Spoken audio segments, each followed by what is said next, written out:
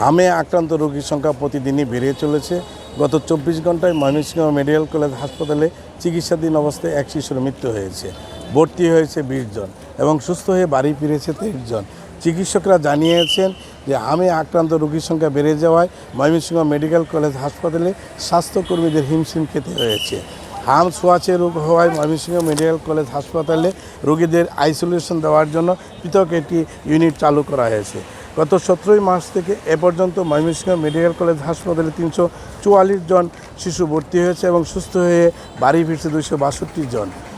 আজ পর্যন্ত Mymensingh medical college হাসপাতালে আক্রান্ত হয়ে 10 জন শিশু মৃত্যুবরণ করেছে। চিকিৎসকরা জানিয়েছেন আক্রান্ত রোগীদেরকে দ্রুত হাসপাতালে ভর্তি হওয়ার জন্য চিকিৎসকরা পরামর্শ দিয়েছেন। হামে আক্রান্ত রোগীর সংখ্যা দিন দিন বেড়েই চলেছে।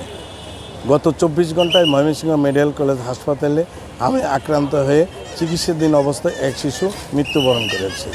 হাসপাতালে ভর্তি হয়েছে আরও 20 জন।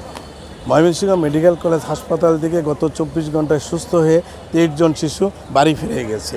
চলতি বছরের 17 মার্চ হামে আক্রান্ত রোগীর সংখ্যা আসতে শুরু করেছে।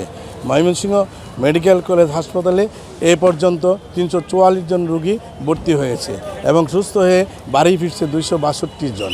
চিকিৎসকরা জানিয়েছেন হাম ছোঁয়াচে রোগ হওয়ায় আলাদাভাবে তাদেরকে চিকিৎসা দেওয়া প্রয়োজন।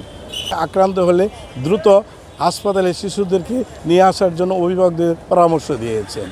ময়মনসিংহ মেডিকেল কলেজ হাসপাতালে হামে রোগীর সংখ্যা বৃদ্ধি পাওয়ায় স্বাস্থ্যকর্মীরা হিমশিম খেতে হচ্ছে।